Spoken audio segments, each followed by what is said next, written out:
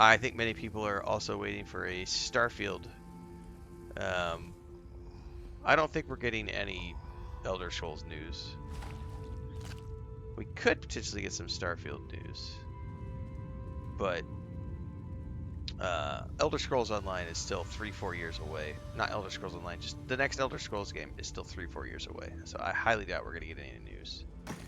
Especially if you went and watched the Games Radar interview that Todd Howard just gave a few days ago.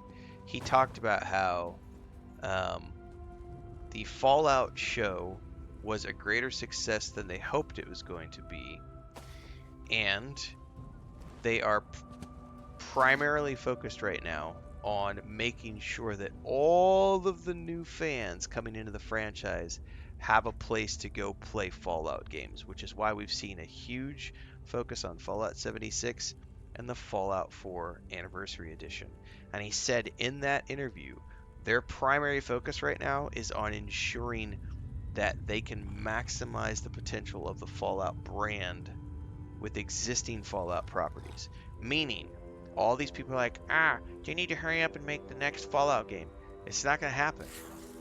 They already have several extremely large Fallout games already out that are literally great games and ready and waiting for new customers.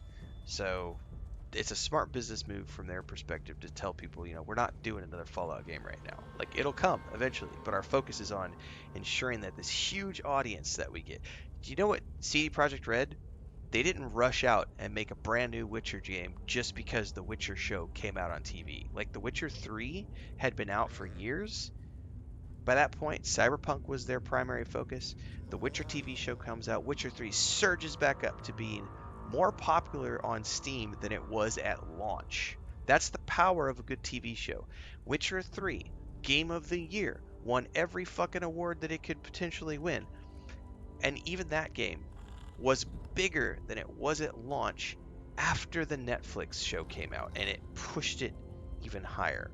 So, as big of a success as Fallout 4 was, Game of the Year, all of these things, that game has surged in popularity because of an extremely successful television show. And the MMO that they have, surging in popularity because of that. And the mobile game that they have, surging in popularity because of that television show. Why would they spend energy on trying to rush a new Fallout game to market, because it's going to take 3 to 5 years minimum, if they were only focused on one game? But they're already balls deep in Elder Scrolls 6 and in the next Starfield DLC. So they're, a new Fallout project is not going to happen. It's years away. It's after the Elder Scrolls gets done. So right now, we've got, it's highly more likely that we're going to get a Starfield release date or preview or something during the Game Awards. I don't think we're going to get any sort of Elder Scrolls 6 news, and we're definitely not getting any sort of Fallout news. Bethesda has a very smart marketing team, and what they are doing right now is very smart, focusing on the existing properties that they have.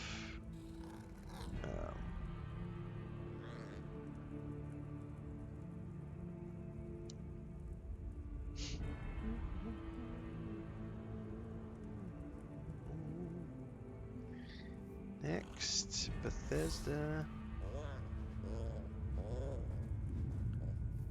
projects. 127. ZeniMax and Bethesda, it's all the same thing. It's all the same thing.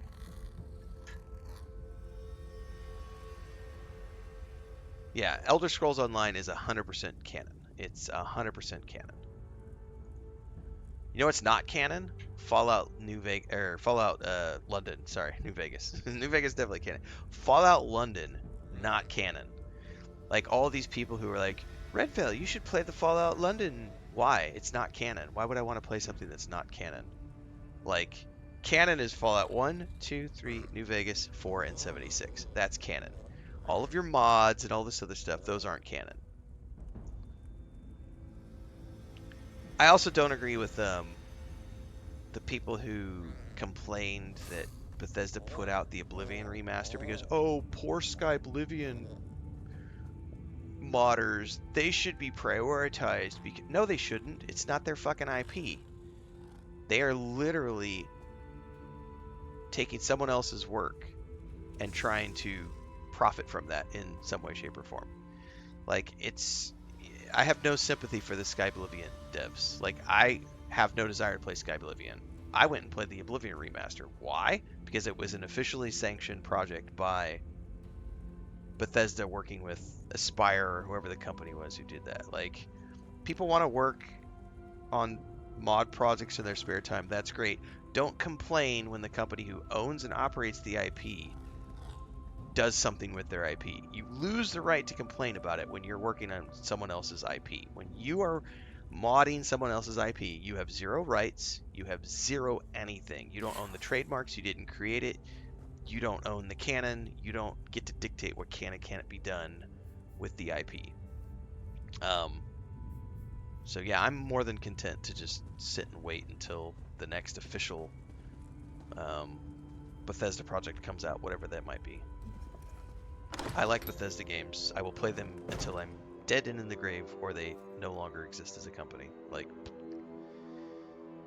oh, I do Thandar, all the man children who are cried about how, oh, the anniversary edition broke my my Fallout London, and like, it was never an official Bethesda product, like, ever. So no, you don't get to bitch about how it broke your mods because mods are not official. And Bethesda does a great job every time they release like an anniversary of one of the editions of their game. They literally have a huge pop-up that says, "Hey, this is going to break all your mods. Be aware of that." And you can go in and turn off the auto updater so that it doesn't automatically update your games if you are running a bunch of mods. So there's lots of way that Bethesda lets you know that this is going to break mods. Here's a way to not break your mods. Make sure to do these things before we do an update so that you don't lose your mods. And yet you still have dipshits who leave the auto updater on and then scream about how my mods are broken. And it's like, that's on you, dumbass. Like, Bethesda sucks. They're a shitty company. They broke the game. No, they didn't. You fucking broke the game by modding it. You literally broke the game by modding it. And I'm all for modding. Let people mod the games. Like, Bubbaloni is huge into the modding scene. And I love everything he does with his channel. And he's opened me up to, I mean, I for the first time in my life, I installed a mod for Starfield. I've never done mods before, and I put the Watchtower mod on, and it was great. But I don't for a moment think that it's Bethesda's fault when they update their game and the add-ons that I plugged in voluntarily suddenly don't work anymore. Because it's not on them. It's on the creators of the mods. And that takes time because once a new update comes out, the modders have to come around and get their mods working for the new edition. That's just how it works, fools. Correct. They also sent all the Sky Oblivion team free game keys to Oblivion Remastered. Right. Bethesda didn't screw them. They very much recognize that the modding community is a big thing. Exactly, Ali. People still click on that update button. And then they try to blame Bethesda when their mods break.